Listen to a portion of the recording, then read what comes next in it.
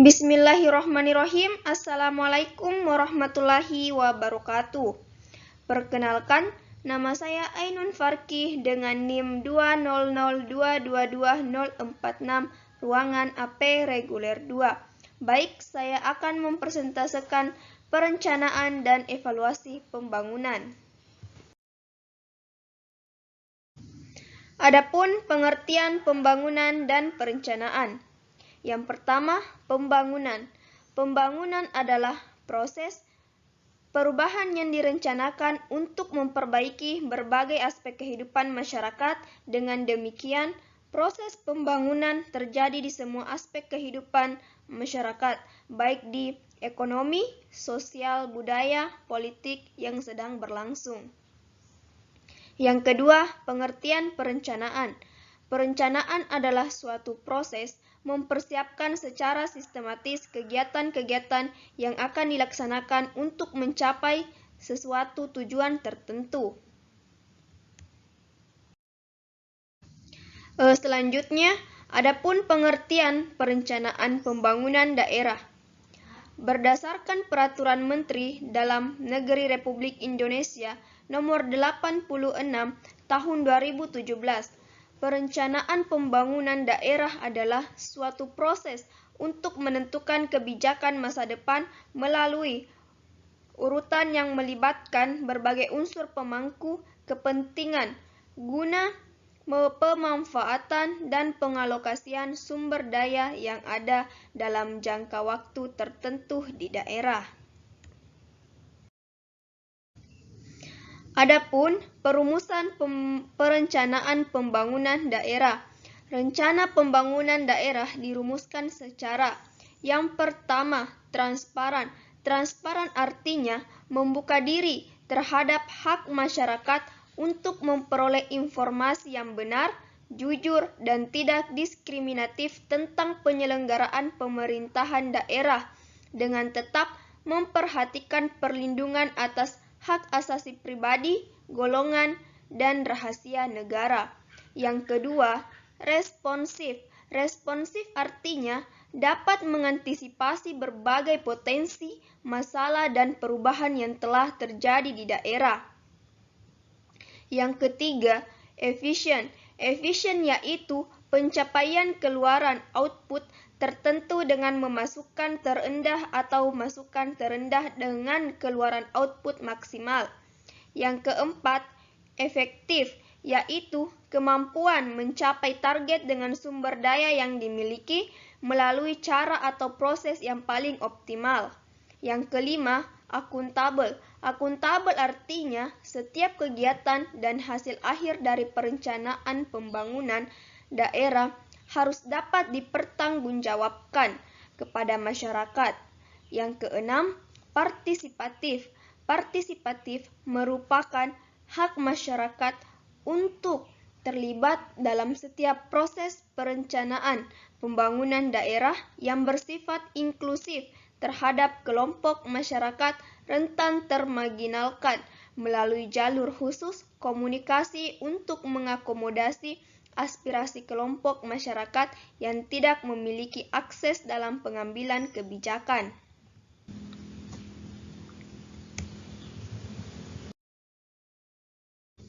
Yang ketujuh, terukur.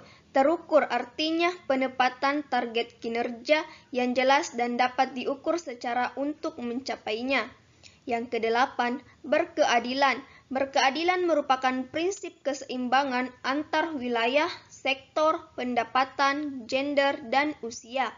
Yang kesembilan, berwawasan lingkungan, yaitu untuk mewujudkan kehidupan adil dan makmur tanpa harus menimbulkan kerusakan lingkungan dalam mengoptimalkan manfaat sumber daya alam dan sumber daya manusia.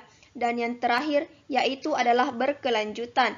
Berkelanjutan yaitu pembangunan yang mewujudkan kebutuhan lingkungan hidup serta keselamatan, kemampuan, kesejahteraan, dan mutu hidup generasi masa kini dan generasi masa depan dengan memperhatikan potensi dampak pembangunan dalam mengoptimalkan sumber daya alam dan sumber daya manusia. Baik. Adapun tujuan perencanaan pembangunan. Yang pertama, mengkoordinasikan pelaku-pelaku pembangunan. Yang kedua, mengintegrasikan pembangunan antara daerah, waktu, fungsi pemerintah yang berbeda, pusat maupun daerah. Yang ketiga, menghubungkan dan menyelarakan perencanaan, penganggaran, pelaksanaan, dan pengawasan. Yang keempat, mengoptimalkan partisipasi masyarakat. Dan yang terakhir, memanfaatkan sumber daya dengan baik.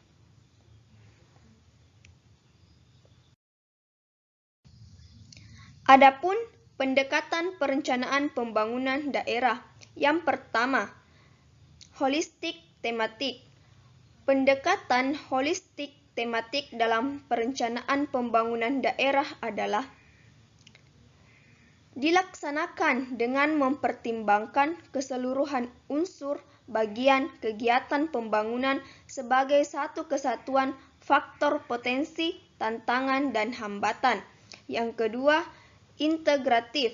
Pendekatan integratif dilaksanakan dengan menyatukan beberapa kewenangan ke dalam satu proses terpadu dan fokus yang jelas dalam upaya pencapaian tujuan pembangunan daerah. Yang ketiga, spasial. Pendekatan spasial dilaksanakan dengan mempertimbangkan dimensi keruangan dalam perencanaan.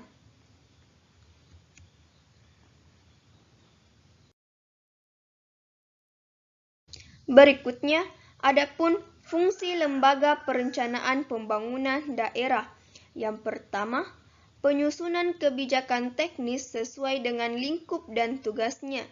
Yang kedua, pelaksanaan tugas dukungan teknis sesuai dengan lingkup tugasnya. Yang ketiga, pemantauan, evaluasi dan pelaporan pelaksanaan tugas dukungan teknis sesuai dengan lingkup tugasnya. Yang keempat, pembinaan teknis penyelenggaraan fungsi-fungsi penunjang urusan pemerintah daerah sesuai dengan lingkup tugasnya. Yang kelima, pelaksanaan administrasi badan sesuai dengan lingkup tugasnya. Yang keenam, pembinaan UPT dan jabatan fungsional. Dan yang ketujuh, pelaksanaan fungsi lain yang diberikan oleh bupati sesuai dengan bidang tugasnya.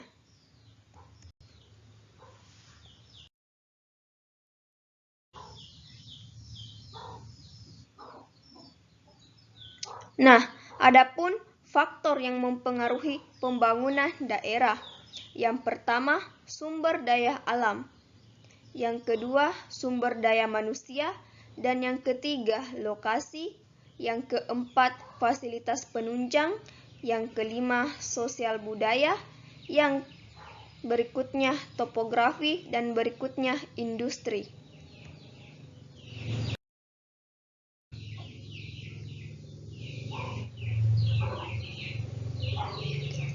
Selain itu, adapun tujuan lembaga perencanaan pembangunan daerah. Yang pertama, meningkatnya kualitas perencanaan pembangunan daerah. Yang kedua, meningkatnya kapasitas dan kualitas kelembagaan dan aparatur perencanaan. Dan yang ketiga, meningkatnya jumlah dan kualitas data pembangunan daerah.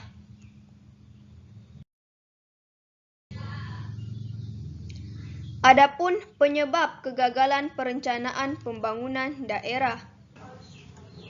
Yang pertama, belum optimalnya koordinasi sinkronisasi proses perencanaan daerah. Yang kedua, belum efektifnya pengendalian dan evaluasi kebijakan pembangunan daerah. Yang ketiga, belum terintegrasinya sistem perencanaan pembangunan dan penganggaran. Yang keempat, belum optimalnya pengelolaan dan pemanfaatan data pembangunan.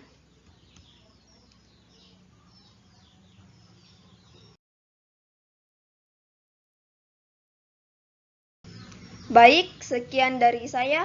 Billahi fisabilil haq fastabiqul khairat. Wassalamualaikum warahmatullahi wabarakatuh.